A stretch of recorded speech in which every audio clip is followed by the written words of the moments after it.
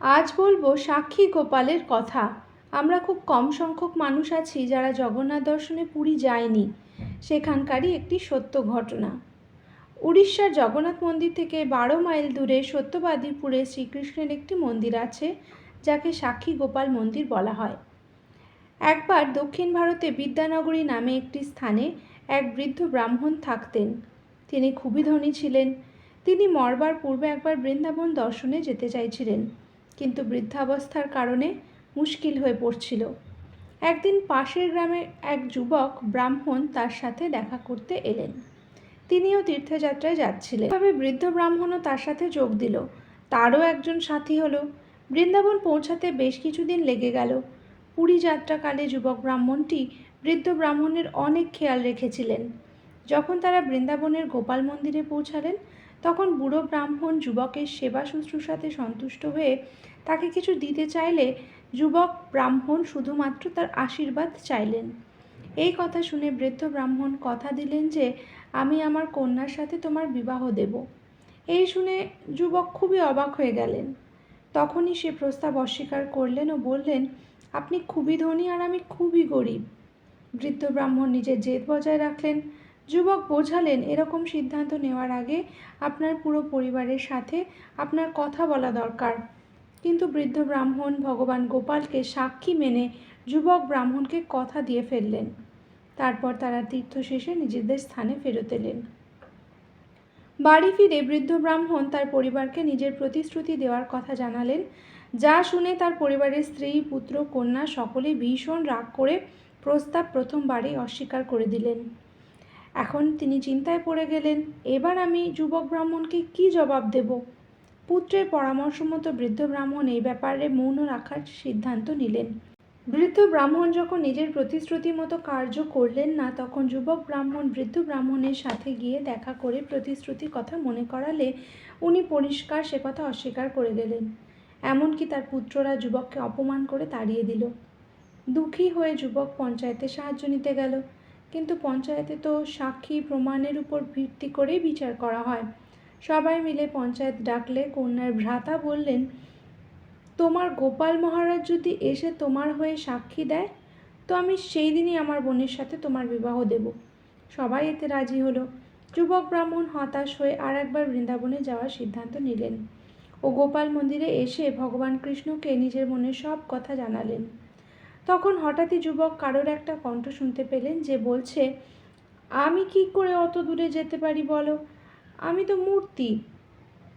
ভগবান হয়তো তার বুদ্ধির পরীক্ষা নিতে চাইছিলেন। যুবক তৎক্ষণাৎ উত্তর দিলেন, মূর্তি যদি কথা বলতে পারে তো আমার সাথে যেতেও পারবে। এইভাবে ভগবান নিজের ভক্তের জন্য সাক্ষী হতে রাজি হয়ে গেলেন। কিন্তু তার একটি শর্ত ছিল যে, তুমি আগে আগে যাবে, আমি পিছনে পিছনে যাব। তুমি কিন্তু পিছন ঘুরে দেখতে পাবে না। শর্ত অনুসারে যুবক যদি পিছন ফিরে তাকায়, তো ভগবান সেখানেই দাঁড়িয়ে যাবেন। এবার যুবক সমস্ত বিশ্বাসের সাথে আগে আগে চলতে শুরু করলো। সে ভগবানের মূর্তির শব্দ শুনতে পেত, যার ফলে তার মনে আশা ছিল যে ভগবান পিছনে পিছনে আছেন। তার নূপুরের আওয়াজ তিনি কানে শুনতেন। এক লম্বা রাস্তা পূরণ করার পর তারা বিদ্যানগরীতে পৌঁছালেন। একটি নদীর ধারে এসে দাঁড়ালেন। এবার শুধু এই নদীটি অতিক্রম করলেই তারা বৃদ্ধ ব্রাহ্মণের বাড়িতে পৌঁছে যাবেন। কিন্তু এই অবস্থায় ভগবানের নূপুরের আওয়াজ আর শোনা যাচ্ছিল না, যার ফলে যুবকের মনে শঙ্কা উপস্থিত হলো। তার বিশ্বাস কোথাও যেন ভেঙে গেল, আর না চাইতেও চিন্তার বশবর্তী হয়ে তিনি পিছন ফিরে তাকিয়ে ফেললেন। ব্যাস, আর কি, ভগবান ওখানেই পাথরের মূর্তির মতো দাঁড়িয়ে গেলেন। কিন্তু যুবকের কাজ তবু হয়েই গিয়েছিল। গ্রাম সেখান থেকে বেশি দূর ছিল না। সে জোরে জোরে চিৎকার করে সকল লোকজনকে ডাকতে লাগলো। লোক এসে অবাক হয়ে গেল, সত্যিই তো গোপাল ঠাকুরের মূর্তি রূপে সেখানে উপস্থিত হয়ে রয়েছেন। পঞ্চায়েত এলো, ধনী ব্রাহ্মণের পুরো পরিবার এলো, আর সকলে তো অবাক। এই দেখে সবাই যুবক ব্রাহ্মণের কথায় বিশ্বাস করলো ও সেই দিনই বুড়ো ব্রাহ্মণের কন্যার সাথে যুবক ব্রাহ্মণের বিয়েও হয়ে গেল। ভগবান গোপালের এরূপ কৃপা পেয়ে যুবক ব্রাহ্মণ গোপালের নিত্য পূজা পাঠে সমস্ত দায়ভার নিজে নিলেন। গ্রামের লোক গোপাল ঠাকুরের জন্য এক মন্দির নির্মাণ করে দিলেন। সেখানে গোপাল ঠাকুর পুজো পেতে থাকলেন। এবার প্রশ্ন হলো, গোপাল ঠাকুরের এই লীলা করার কারণ কি? বৃন্দাবন থেকে বিদ্যানগরীতে তিনি কেন এলেন? এর কারণ হলো, একবার উড়িষ্যারাজ গজপতি রাজবংশীয় রাজা পুরুষোত্তম দেব কাঞ্চি রাজ্য আক্রমণ করেন। তিনি আবার খুব জগন্নাথ দেবের ভক্ত ছিলেন।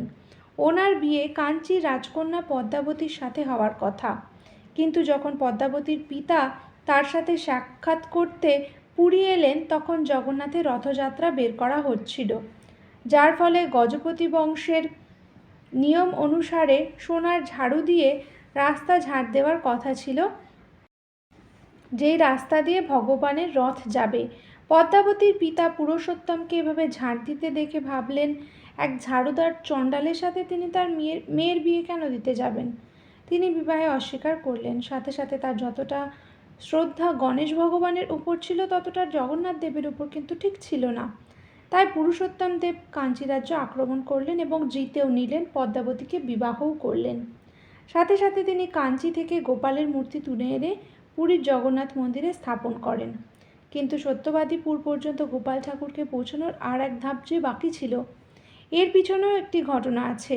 আসলে ভগবান কৃষ্ণের সাথে জুড়ে থাকা ঘটনার মধ্যে আমরা প্রচুর রোমাঞ্চ পেয়ে থাকি।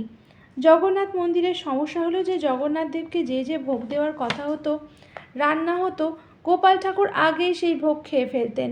এমতাবস্থায় একদিন জগন্নাথ দেব রাজা পুরুষোত্তম দেবকে স্বপ্নে এসে জানালেন সকল কথা ও আদেশ দিলেন, পুরীর জগন্নাথ মন্দির থেকে 12 মাইল দূরে সত্যবাদীপুর আছে, গোপালকে সেখানে স্থাপন করতে হবে। ভগবানের আদেশ অনুসারে রাজা তাই করলেন। তো পুরীতে গেলে জগন্নাথ মন্দির দর্শন করলে অবশ্যই সাক্ষী গোপালের দর্শন করতে হবে, নয়তো পুরীধামের যাত্রা অসম্পূর্ণ ধরা হয়ে থাকে। তো কেমন লাগলো আজকের কাহিনী অবশ্যই কমেন্ট করে জানাবেন। ভালো লাগলে একটা লাইক করে দেবেন, বন্ধু বান্ধবদের সঙ্গে অবশ্য করে শেয়ার করবেন, আর আমার চ্যানেলটা সাবস্ক্রাইব করে আমার পাশে থাকবেন। আবার চলে আসবো নতুন কোনো পৌরাণিক ঘটনা নিয়ে।